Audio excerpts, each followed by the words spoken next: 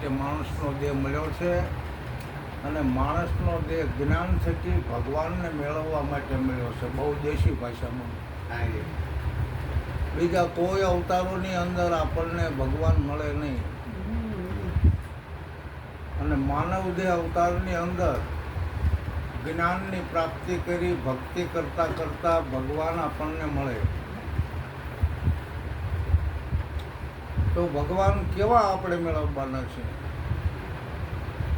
કે પ્રગટ ભગવાન મેળવવાના છે. ચત્રભુજ સ્વરૂપે ભગવાન આપણને મળે. हाँ, सतगुरु नारायण रूप है, सतगुरु देवन का देव, जो शिष्य હોય સુપાત્ર તો કરે સતગુરુની સેવા. સદગુરુની સેવા એ જ સદગુરુના વચનમાં આવવાનું છે. ચત્રભુજ સ્વરૂપે જેવી રીતે વિષ્ણુ ભગવાન છે ક્ષીરસાગરમાં, એમાં સંસાર સાગરની અંદર ચત્રભુજ સ્વરૂપે આપણને સદગુરુ મળે છે. એક હાથમાં ચક્ર છે, એક હાથમાં ગદા છે, એક હાથમાં ફૂલ છે અને એક હાથમાં શંખ છે. આ ચત્રભુજ સ્વરૂપે સગુણ સદગુરુ છે. ગુરુ નારાયણ રૂપ છે.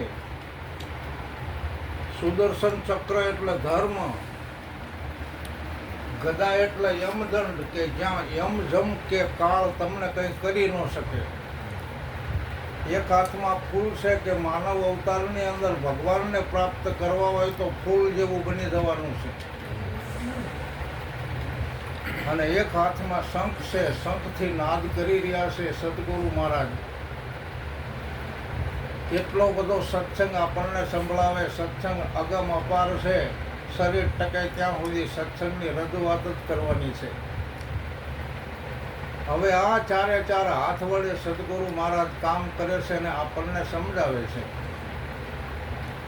તો સદગુરુ જ્ઞાન આપે છે ને ભગવાનને પ્રાપ્ત કરવા છે. તો જેવી રીતે દૂધમાં આપણે ઘી હોય, પરંતુ મહેનત કર્યા સિવાય આપણે ઘીને પ્રાપ્ત કરી શકતા નથી. બરાબર ને? આ તો બધાને ખબર પડે. દૂધમાં ઘી તો જરૂર છે, પણ એમાં મેળવણ નાખવું પડે, દહીં થાય, પછી વલોણું કરવું પડે, પછી માખણ નીકળે, એને પછી તાવવું પડે, પછી એમાં ઘી થાય. દૂધનો દીવો ન થાય પણ દૂધમાં ઘી છે. ભાવાર્થ સમજવાનો છે કે દૂધ આપણી કાયા છે. બરાબર? આ કાયાની અંદર આપણે જ્ઞાન પ્રાપ્ત કરવાનું છે, સત્સંગ રૂપી વલોણું ફેરવવાનું છે અને આમાં જ નારાયણ બિરાજમાન છે, આમાં જ ભગવાન બિરાજમાન છે. આપણને કેવી રીતે મળે? અરે તારા ઘટમાં ગોવિંદ બોલે એને તું બહારથી જ ન ખોળે. તારા ઘટની અંદર ગોવિંદ બોલી રહ્યા છે અને બહાર ખોળવા માટે શું કામ રાસ? તો માનવ દેહ ભગવાનને પ્રાપ્ત કરવા માટે મેં દર્શનાથ આપ્યું છે. દૂધ, ઘી, માખણ અને એ વિશે થોડી વાત કરી તો ખરેખર તમે જુઓ એનું નામરૂપ બદલતું જાય. દૂધ એવું નામ છે, દૂધનું રૂપ દેખાય છે અને એમાં મેળવણ નાખ્યું તો ખરેખર કાયારૂપી દૂધની અંદર શું એવું મેળવણ નાખવાનું છે કે જેથી કરી અને આ દૂધનું દહીં થઈ જાય? કે બસ સદગુરુની શાન, સદગુરુનું જ્ઞાન અને પછી સત્સંગ રૂપિયા દહીંની અંદર વલોણું ફેરવવાનું છે, જેથી કરી અને આપણા અંતકરણોની બધી મલિનતા દૂર થઈ જાય. અને પછી એમાંથી માખણ રૂપી જે કોઈ નારાયણ સ્વરૂપ છે એ આપણને પ્રાપ્ત થાય આપણામાં. તો આપણામાં પ્રાપ્ત થાય એના દર્શન આપણે કેવી રીતે કરી શકીએ? કે આપણને જેને જ્ઞાન આપ્યું છે ને એ આપણા માટે શું છે? આપણા સદગુરુ છે, આપણા ભગવાન છે, આપણા ગુરુ મહારાજ છે. આપણે એમને કોઈ વ્યક્તિ તરીકે ક્યાં માનવી છે? આપણે તો પદ તરીકે માનવી છે ને આ તો પદની વાતું છે. અને જેને જેને એમ કે મનુષ્ય અવતારની અંદર ગુરુ મળ્યા છે ને એમાં ગુરુ અને ગોવિંદમાં કોઈ ફેર નથી.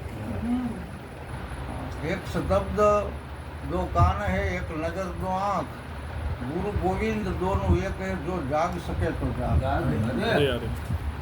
જો કે હું જ સદગુરુના પદે છું એટલે કહેવા માગું છું એવું નથી. કારણ કે મારે પણ નિરાંતની શાનમાં રહી અને કહેવું પડે છે કે ભાઈ હું કંઈ છું નહીં, બરાબર. છેવટે આ કાયાને દાસ બનાવવાનું છે, પણ વાસ્તવિક હુંપણાની અંદર શિષ્યને કહેવું પડે. જેમ કૃષ્ણ ભગવાને કીધું કે હે અર્જુન, પાંડવોમાં અર્જુન હું, યાદવોની અંદર કૃષ્ણ હું, વૃક્ષોમાં પીપળો હું, સમુદ્રમાં ક્ષીરસાગર હું, આકાશમાં સૂર્ય હું, એમ કીધું છે. તો કૃષ્ણ એમ બોલે છે એમ નહીં, અત્યારે હાલમાં હું પણ બોલું છું. પણ જે બોલતા પુરુષની વાતો જે સમજી શકે એનું કામ છે. એ તો શરીરની માધ્યમતાએ બોલે છે, નહીતર શરીર તો જળ છે.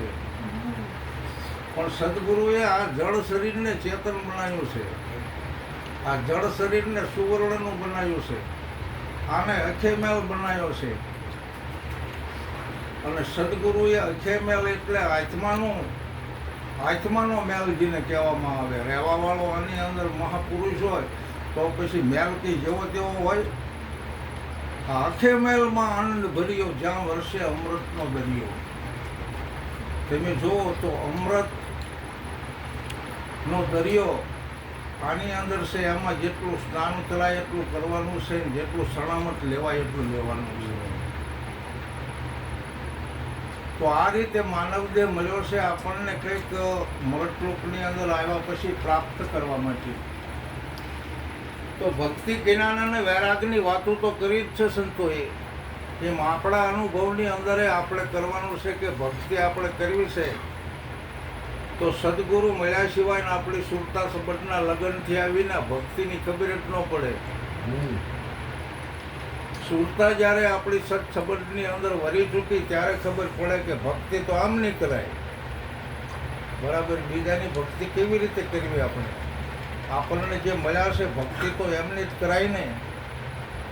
તો ભક્તિ કેવી રીતે કરવી, શું કરવું આપણે? કે આ બધા ભક્તિના ચિહ્ન છે. સંત સમાગમની અંદર જવું, સંતોની સેવામાં રહેવું, સદગુરુના વચનમાં રહેવું, અને આપણામાં જે રિયેલું અજ્ઞાન ને દંભીપણું હુંપણું છે એ જ્ઞાન વડે કાઢવું. બરાબર. 12મા અધ્યાયની અંદર આવું જ બતાવ્યું છે ગીતાજીમાં. બરાબર. આપણામાં કોઈ વટ ન હોવું જોઈએ, સળ ન હોવું જોઈએ, કપટ ન હોવું જોઈએ, ખટપટ નહીં. બરાબર. આમાં કોઈ ખોટી રમત નહીં.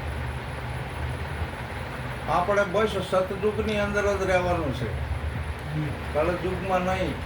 કળયુગ હોય તો ભલે હોય, પણ એ તો જગતની અંદર કળયુગ છે.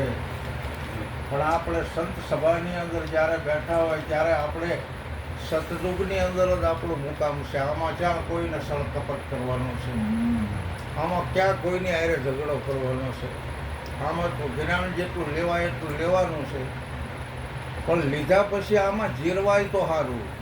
જ્ઞાનને જીરવાય ને તો મજાની વાત છે.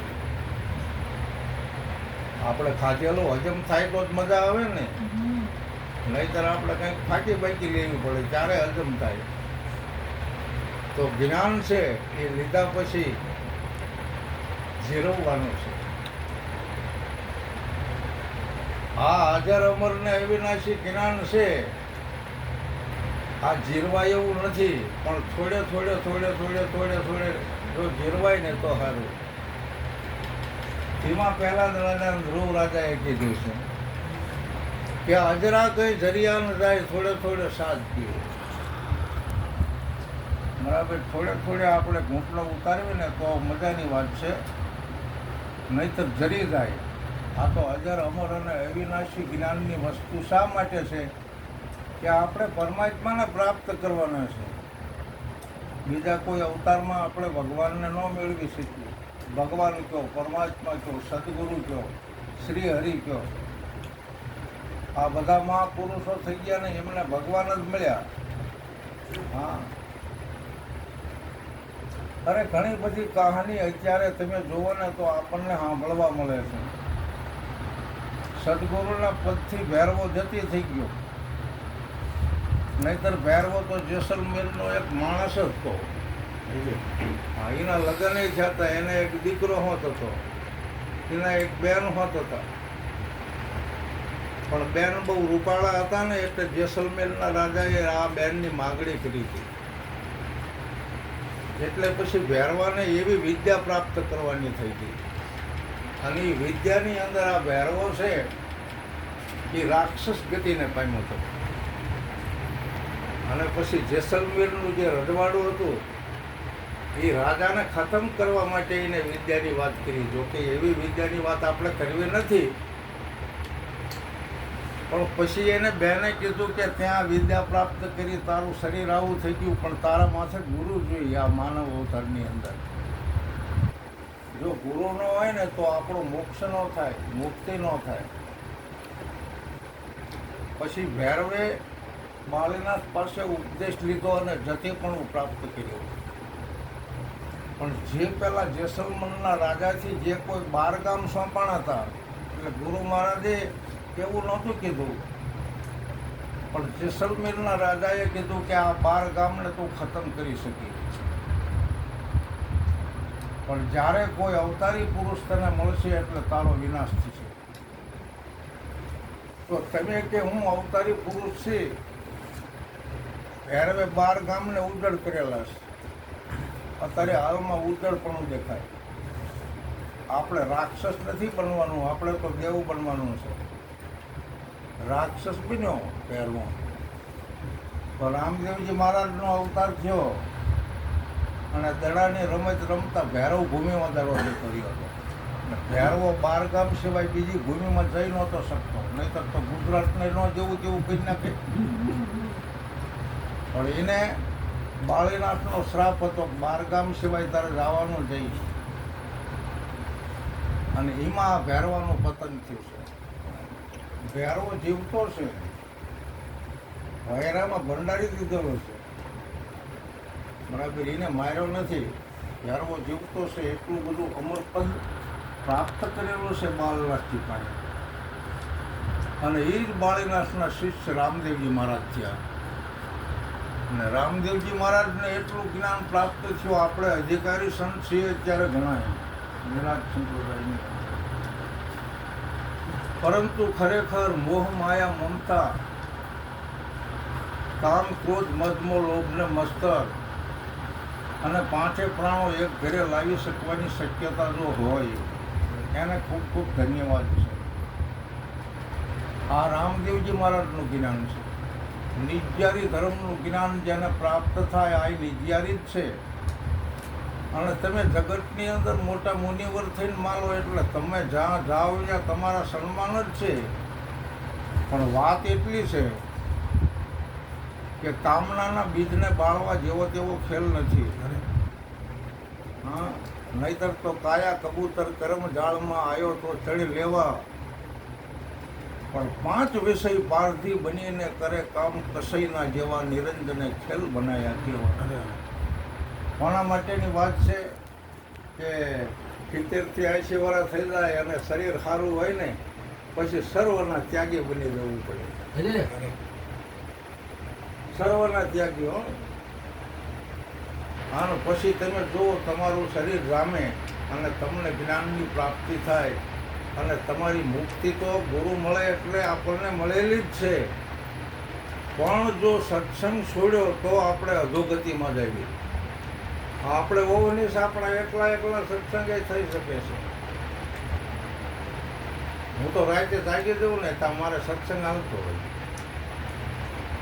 સત્સંગ હાલતો હોય ને તો એ અનુભવની અંદર રાખેલું અને કોક મળે તો અહીંયા રજૂ કરી દઉં કે રાતે મને આવો અનુભવ થયો છે કે આપણી કાયા ક્યાંથી આવી છે.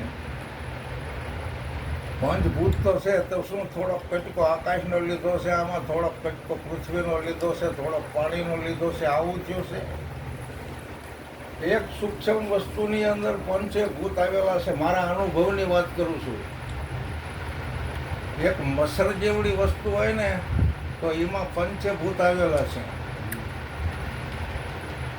હા, અગમ ગર્ભમાંથી હીરો ફેર્યો. હીરો હતો પાણીનો, અને એ પાણીનો હતો પણ અમૃત હતું. અને અમૃતનું એક જ ટીપું આપણે હથેળીમાં પડે એટલે ગોળાકાર પડે. અને એની અંદર પંચભૂત સમાયેલા છે. અને આપણામાં જે અગમઘર છે, સ્ત્રી હોય કે પુરુષ હોય, આપણી નાભીમાં અગમઘર છે. આ અગમઘરમાં હીરા ખીરા છે ને એમાં પંચભૂતનું મિલન થઈ ગયું છે એક બૂંદમાં. જો ભજન સંભળાવું તમને.